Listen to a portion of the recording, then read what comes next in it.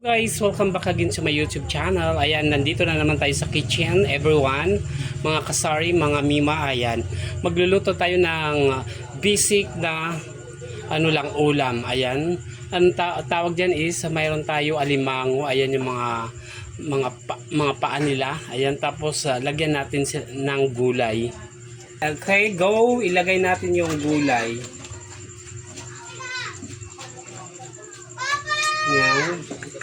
Mayroon na yung sibuyas, may bawang, may luya, ginger. Tapos lagyan natin ng salt. Nilagyan na ba yan kanina?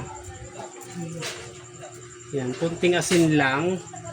Tapos lagyan natin ng shrimp para isahan na yung lasa. Diyan naman natin maano yung lasa. And then ilagay na natin yung gata para maano talaga yung lasa. Kasi mabilis maluto yung sitaw at saka kalabasa.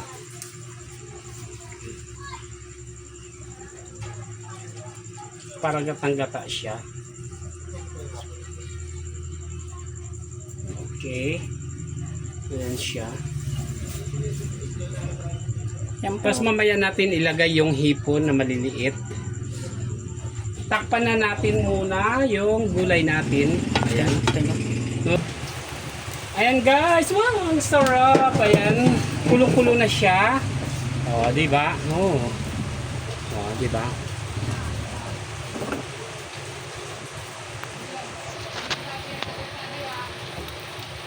Ito ngayon yung ano natin, ulam.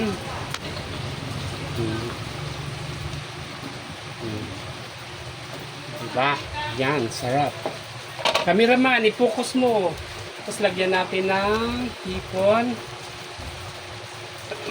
Maya-maya na, luto na yan.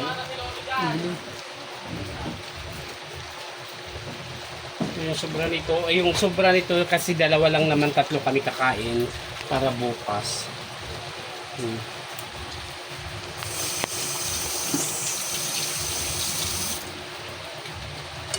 Okay.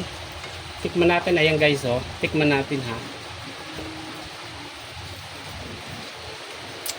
Yummy.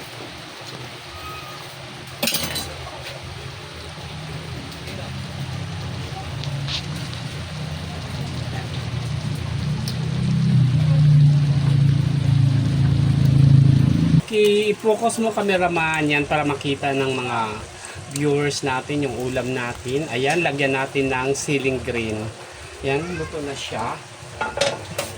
Tikman natin ulit. Ang ganda, toto ko sa'yo. Ayan, luto na siya. O, diba? O.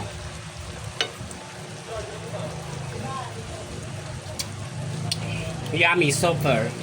Sarap niya. Okay. Okay guys, hanggang dito lang tayong yung vlog natin. O, ayan. Thank you so much for watching.